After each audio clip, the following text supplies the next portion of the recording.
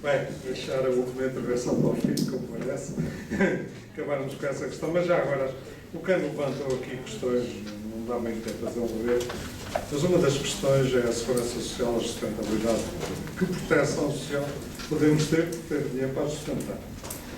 Portanto, nós vale a pena separar claramente dois regimes, aliás, estão separados na lei. O chamado regime contributivo. O regime contributivo é uma espécie de seguro. Eu e o meu empregador descontam na segurança social, eu tenho direito a uma pensão, de sobrevivência, de velhice, de invalidez, tenho direito ao subsídio de desemprego, tenho direito a certas prestações. Portanto, o regime contributivo foi feita uma reforma por diálogo social e por acordo social dos partidos, até houve um que foi discutido por todos os parceiros sociais, que estabeleceu bases novas, mas muito preocupado com a sustentabilidade financeira futura. Agora, tem que ser analisado a cada momento. Portanto, o que apontavam os dados na altura que foi feita a reforma, há poucos anos, era que o regime permaneceria equilibrado até cerca de 2040. Porque as pensões iriam diminuir. Porque havia dois modos. Quer dizer, as pensões com o tempo vão diminuir, chamado fator de sustentabilidade. À medida que aumenta a esperança de vida, o valor da pensão diminui. Para eu ter o mesmo valor da pensão, tenho que trabalhar mais tempo. É a opção minha. Se quero trabalhar, por exemplo, trabalhando, se eu tiver 40 anos de descontos, trabalhando um mês depois de 65 anos, a minha pensão melhora 1%. Portanto, tentar manter as pessoas na vida ativa por mais tempo, mas eu, se quiser, formar 65 anos, uma pensão mais baixa.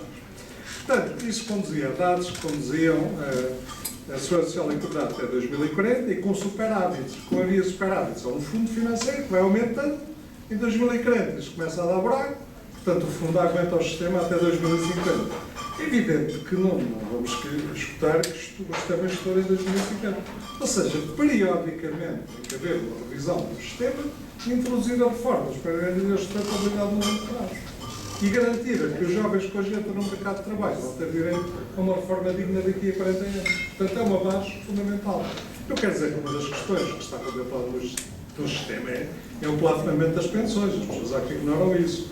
As pensões não podem ultrapassar 12 salários mínimos, salvo-se, contando toda a carreira contributiva. As pessoas descontam mais do que os 12 salários mínimos. Alguns dizem, bem, deve ser menos. Bem, deve ser menos estoura com o sistema. Porque o que está hoje é que as pessoas têm valor máximo da pensão de 12 salários mínimos. Salvo se tiverem descontado muito durante toda a vida ativa e, portanto, considerando toda a carreira contributiva, até 15, leva 15, leva 20, dá 20. Mas as pessoas, apesar de terem plafonado a pensão, não têm plafonado a contribuição.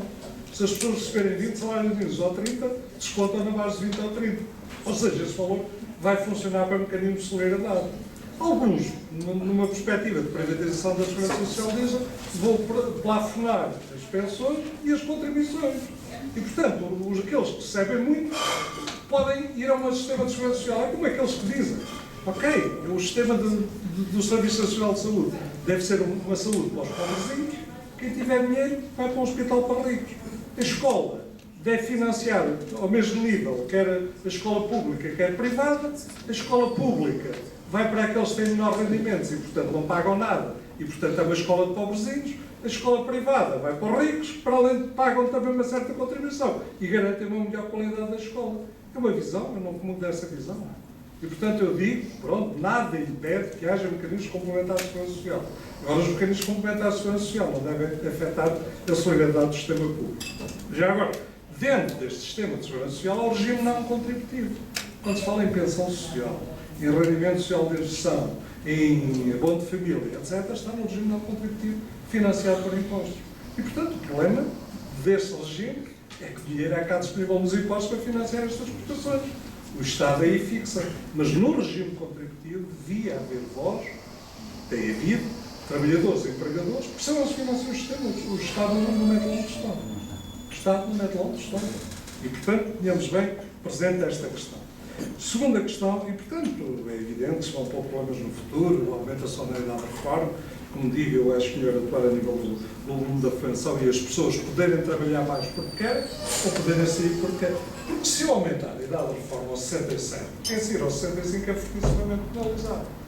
Também é possível sair, está de formas flexíveis, mas é muito mais penalizado do que pôr o problema ao contrário. Eu tenho uma idade de reforma aos 65, sou penalizado da pensão, mas se prestar mais uns meses, já sou beneficiado. Portanto, permite às pessoas gerir melhor o sistema, mas ambos os sistemas são válidos. Hoje a Europa está, sobretudo, inclinada para o segundo sistema de aumentar a idade de reforma. Mas alguns países com cuidado. Por exemplo, quando há dias discuti esta questão, eu lembrei claramente, então, mas os alemães falam tanto, mas eles aumentaram, estão a aumentar a idade de reforma aos 67 anos, mas é um período muito lento que vai acabar em 2027. Só em 2027 há aqueles que têm 67 anos. Portanto, é muito, muito lento esta transição entre regimes. Portanto, é opções diferentes dos países em função da sua questão. Relativamente aos fundadores pagarem crise, eu acho que houve algumas pessoas que quiseram manifestar que tinham trabalho de casa. Eu queria manifestar ao contrário. Ou seja, não era acusado de ter sido eu a fazer a proposta digamos, do meio salário. Portanto, não queria ser acusado de ter feito essa proposta, não foi verdadeiramente minha proposta. Mas alguns ainda dizer os ricos paguem em crise. E assim para dizer os fundadores paguem em crise. Ou seja, não vão buscar nenhum dinheiro ao salário. Está bem, é uma perspectiva. Aliás, o Primeiro-Ministro dizia, bem, 30% das contas da CIP significa 400 milhões de euros. Mas se eu puser um ponto de 30%, o consumo de tabaco vai diminuir brutalmente. O tabaco é um produto chamado produto fiscal, o peso das taxas é muito grande e ainda vou recolher menos impostos, se calhar, não ficando 70%. Se calhar não tem receita adicional nenhuma. Todas essas são questões a considerar. Eu, para mim, eu digo, na área dos impostos, há, de facto, para promover a justiça social e discutir todos os impostos. De empregabilidade dos consumidores, eu acho que, primeiro, é fundamental que os jovens, e sobretudo jovens que vêm de famílias pobres, em que a família nos pode apoiar, tenham uma noção de qual é a empregabilidade dos cursos. Agora, há dois tipos de cursos. No ensino privado, eu devo obrigar a porem cá fora a noção da empregabilidade. Só saber. Mas eu não posso, se eu não apoio o ensino privado pode ensinar o que entender. E as pessoas vão para lá e financiam aquele ensino ou não. Agora, no ensino público, tem a obrigação de só financiar cursos com empregabilidade. É melhor a Universidade Portuguesa, eventualmente de Direito, é sempre discutível, mas eventualmente a Faculdade de Direito de Lisboa.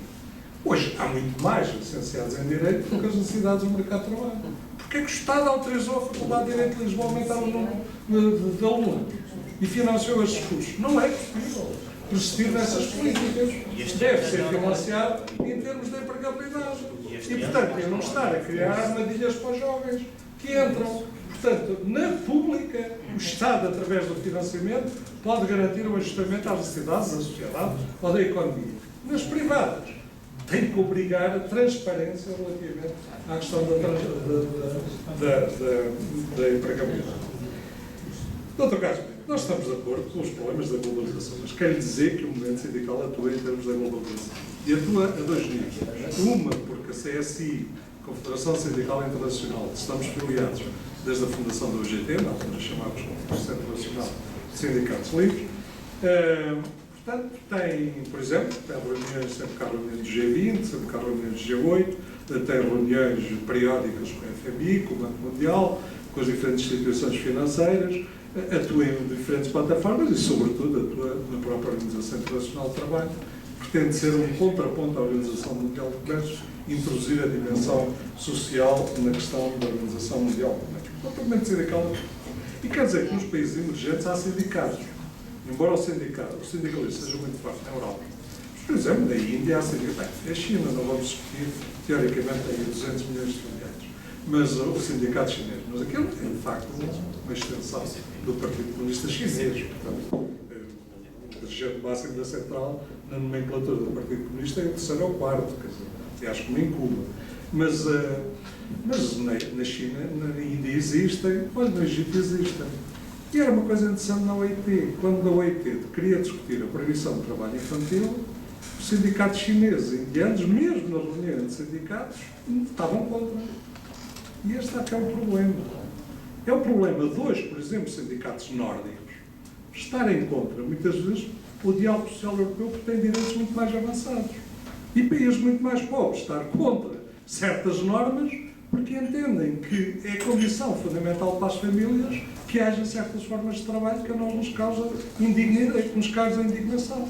E às vezes temos que hoje uma campanha conduzida pela Confederação, na altura, a Confederação Internacional de Sindicatos Livres, foi quando as bolas de futebol produzidas no Paquistão se descobriu que eram produzidas por trabalho infantil.